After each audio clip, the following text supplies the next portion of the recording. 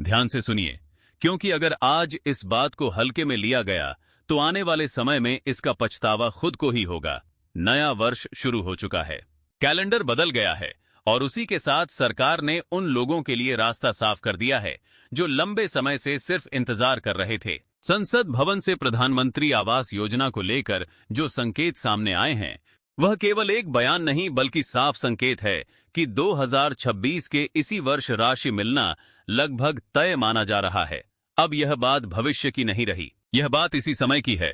और इस वीडियो में आगे यह भी स्पष्ट होगा कि किस महीने और किस तारीख के आसपास पैसा खाते में आने की संभावना है, इसलिए एक भी लाइन छोड़ना मत। केंद्र सरकार ने स्पष्ट कर दिया है कि प्रधानमंत्री आवास योजना के लाभार्थियों के लिए नई व्यवस्था लागू हो चुकी है और इसके अंतर्गत एक नई लाभार्थी सूची तैयार कर ली गई है। इसका मतलब जिन लोगों का नाम इस सूची में शामिल है उनके लिए रास्ता खुल चुका है और जिनका नाम अभी नहीं है उनके लिए आगे मौका रखा गया है। सरकार का कहना है कि इस बार किसी भी योग्य व्यक्ति को बाहर नहीं किया जाएगा और सभी पात्र लोगों तक योजना का लाभ पहुंचाने की पूरी तैयारी कर ली गई है। सबसे अहम बात यह है कि इस योजना के लिए सरकार ने 300 करोड़ रुपए का बजट जारी कर दिया है, यानी यह सिर्फ कागजों तक सीमित बात नहीं है। धनराशि तय कर दी गई है और यह पैसा केवल घर निर्माण के लिए ही दिया जाएगा।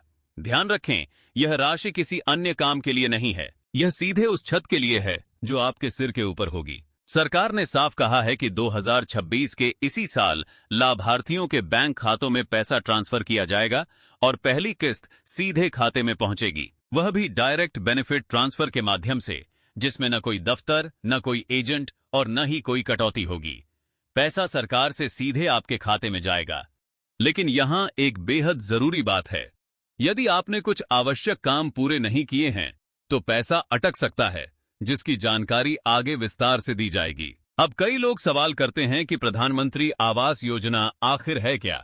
तो इसे आसान शब्दों में समझिए, यह योजना उन गरीब और बेघर परिवारों के लिए है जो आज भी कच्चे मकान में रहते हैं, झुग्गी झोपड़ी में जीवन गुजारते हैं या जिनके पास खुद का पक्का घर नहीं है। सरकार ऐसे परिवारों को घर बनाने के लिए आर्थिक सहायता देती है ताकि कोई भी परिवार खुले आसमान के नीचे जीवन न बिताए।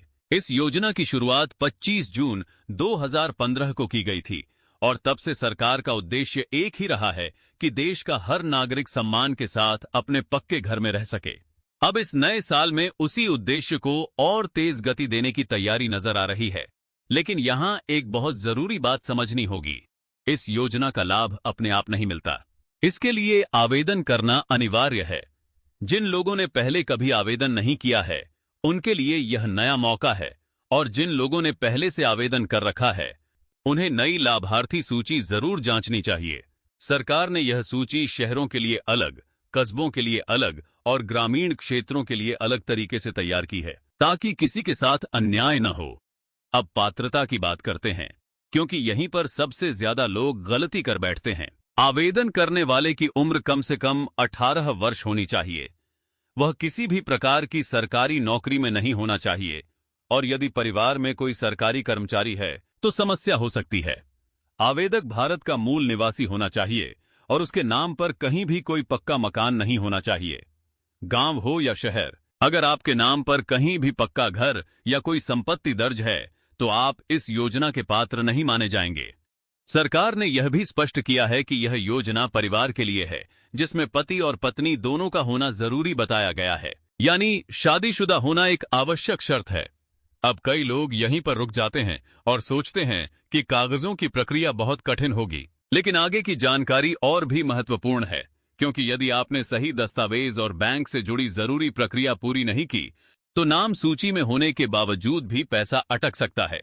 अब ध्यान और भी बढ़ा लीजिए, क्योंकि यहां से वह बातें शुरू होती हैं जो सीधे आपके पैसे से जुड़ी हैं। बहुत से लोग यही सोचकर पीछे रह जाते हैं कि योजना तो सही है लेकिन कागज पूरे नहीं होंगे या बैंक में समस्या आ जाएगी। यही सबसे बड़ा नुकसान साबित होता है। सरकार ने इस बार बिल्कुल साफ कर दिया है कि यदि दस्तावेज सही हैं और बैंक से जुड़ी प्रक्रिया पूरी है तो पैसा रोकने का कोई कारण नहीं रहेगा। इस योजना के लिए कुछ जरूरी दस्तावेज मांगे गए हैं जिनके बिना फाइल आगे नहीं बढ़ेगी। सबसे पहले पासपोर्ट साइज फोटो, एक चालू मोबाइल नंबर, पत्र व्यवहार का पता, बैंक पासबुक, आधार कार्ड, आय प्रमाण पत्र और पहचान पत्र, जिसमें PAN card, voter ID, driving licence या आधार कार्ड में से कोई एक जरूरी है। कुल मिलाकर लगभग 7 जरूरी दस्तावेज बताए गए हैं और इनमें से किसी में भी कमी होने पर काम अटक सकता है। अब राज्यों की बात करते हैं, क्योंकि कई लोग सोचते हैं कि यह योजना सिर्फ कुछ खास जगहों के लिए है, लेकिन ऐसा बिल्कुल नहीं है। प्रधानमंत्री आवास योजना की लाभार्थी सूची राज्यों के अनुसार तैयार की गई है और लगभग हर राज्य इसमें शामिल है।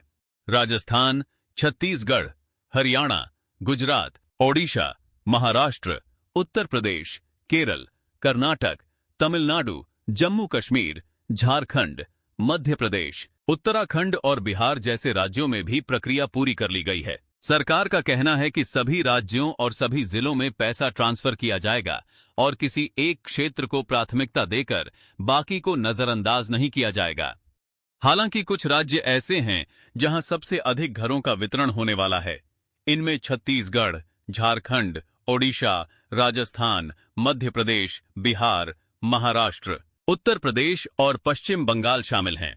अब सबसे संवेदनशील और जरूरी हिस्सा आता है, बैंक खाते से जुड़ी जानकारी। यहीं पर सबसे ज्यादा पैसा रुकता है और लोग बाद में कहते हैं कि नाम तो था लेकिन पैसा नहीं आया। इसलिए साफ साफ समझिए, लाभ पाने के लिए आपका बैंक खाता चालू स्थिति में होना चाहिए। खाते में ई-केवाईसी पूरी होनी चाहिए। एनपीसीआई मैपिंग अनिवार्य है। डायरेक्ट बेनिफिट ट्रांसफर सक्रिय होना चाहिए और आधार कार्ड का बैंक खाते से लिंक होना बेहद जरूरी है। अगर इनमें से कोई भी प्रक्रिया अधूरी है तो पैसा अटक सकता है, चाहे आप कितने ही सही लाभार्थी क्यों न हों। सरकार की तरफ से स्पष्ट सलाह दी गई है कि बैंक जाकर यह सभी प्रक्रियाएं समय रहते पूरी कर लें, ताकि जब किस्त जारी हो तो कोई परेशानी न आए। अब कई लोग यह सोचते हैं कि नाम सूची में आ गया तो काम खत्म, लेकिन असली सच्चाई यह है कि नाम सूची में आना सिर्फ पहला कदम है। असली प्रक्रिया उसके बाद शुरू होती है। सरकार ने साफ कर दिया है कि जिन लोगों की जानकारी अधूरी होगी, जिनके दस्तावेज सही नहीं होंगे या जिनके बैंक खाते से जुड़ी प्रक्रिया पूरी नहीं होगी, उनका पैसा रोक दिया जाएगा। अब उन गलतियों की बात करते हैं जो सबसे ज्यादा लोग करते हैं। पहली गलती यह कि आवेदन के बाद लोग सोच लेते हैं कि अब सब अपने आप हो जाएगा। दूसरी गलती यह कि दस्तावेज अपडेट नहीं करवाते।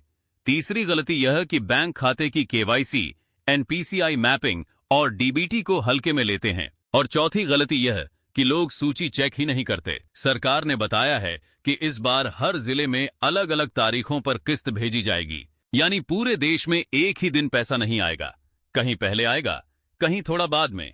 इसलिए जरूरी है कि लोग अपने जिले की अपडेट पर नजर बनाए रखें। अब सवाल आता है कि पैसा कितना मिलेगा।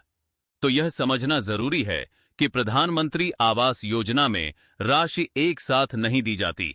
यह पैसा किस्तों में दिया जाता है। पहली किस्त नींव के लिए, दूसरी किस्त दीवारों के लिए और तीसरी किस्त छत के लिए दी जाती है। सरकार यह भी जांच करेगी कि पैसा सही काम में इस्तेमाल हो रहा है या नहीं। यदि कोई व्यक्ति इस राशि का उपयोग किसी अन्य काम में करता है तो आगे की किस्त रोकी जा सकती है। इसलिए जरूरी है कि पैसा केवल घर निर्माण में ही लगाया जाए। अब किराए के मकान में रहने वालों की बात करें। यदि आपके पास खुद का पक्का घर नहीं है और आप किराए पर रहते हैं तो आप इस योजना के लिए पात्र हो सकते हैं, बशर्ते आपके नाम पर कहीं भी पक्का मकान दर्ज न हो। झुग्गी झोपड़ी या कच्चे मकान में रहने वालों को इस योजना में सबसे अधिक प्राथमिकता दी जाती है, क्योंकि सरकार का उद्देश्य सबसे पहले उन्हीं लोगों को पक्का घर देना है जिनके पास रहने की उचित सुविधा नहीं है। सरकार ने यह भी स्पष्ट किया है कि महिला के नाम पर घर होना प्राथमिकता में रखा जाएगा, ताकि महिलाओं को आर्थिक रूप से सशक्त बनाया जा सके। ग्रामीण और शहरी क्षेत्रों के लिए योजना अलग अलग है। गांव के लिए प्रधानमंत्री आवास योजना ग्रामीण और शहरों के लिए प्रधानमंत्री आवास योजना शहरी लागू होती है। दोनों की प्रक्रिया थोड़ी अलग है, लेकिन लक्ष्य एक ही है, हर जरूरतमंद को पक्का घर देना।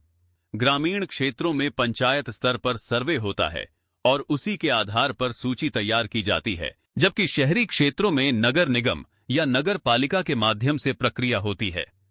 यदि किसी का नाम सूची में नहीं है तो इसका मतलब यह नहीं कि अब कोई मौका नहीं है। यदि आप पात्र हैं, आपके पास कोई पक्का घर नहीं है, आप सरकारी नौकरी में नहीं हैं और आपके दस्तावेज सही हैं, तो आगे भी अवसर मिल सकता है। एक और जरूरी बात यह है कि इस योजना में किसी भी तरह की रिश्वत देना गलत है। यदि कोई आपसे कहता है कि पैसे दो और नाम सूची में आ जाएगा, तो समझ लीजिए वह आपको धोखा दे रहा है। जो लोग दूसरे राज्य में काम करते हैं, जैसे कोई बिहार का निवासी है लेकिन काम महाराष्ट्र में करता है, ऐसे मामलों में भी यह देखा जाता है कि उसके नाम पर गांव में पहले से पक्का घर है या नहीं। यह योजना किसी विशेष जाति, धर्म या समुदाय के लिए नहीं है, यह केवल जरूरतमंद लोगों के लिए बनाई गई है। अंत में यही कहा जा सकता है कि प्रधानमंत्री आवास योजना एक बड़ा अवसर है, लेकिन अवसर तभी काम आता है जब आप उसे सही तरीके से अपनाते हैं। जो लोग जागरूक रहते हैं वही आगे बढ़ते हैं और जो लापरवाही करते हैं वही पीछे रह जाते हैं। इसलिए अभी से तैयार रहें, अपने कागजात पूरे रखें, बैंक की प्रक्रिया पूरी करें और हर अपडेट पर नजर बनाए रखें, क्योंकि यह सिर्फ एक योजना नहीं है, यह आपके घर का सपना है। तो दोस्तों, यही थी प्रधानमंत्री आवास योजना से जुड़ी पूरी जरूरी जानकारी। अगर आपको यह जानकारी उपयोगी लगी हो तो वीडियो को लाइक जरूर करें, चैनल को सब्सक्राइब करें और इस वीडियो को अपने दोस्तों और रिश्तेदारों के साथ शेयर करें जिन्हें इसकी जरूरत है। सही जानकारी अगर सही समय पर मिल जाए तो बहुत कुछ बदल सकता है। आगे भी ऐसी ही जरूरी और भरोसेमंद जानकारी के लिए हमारे साथ जुड़े रहें और अपना ख्याल रखें।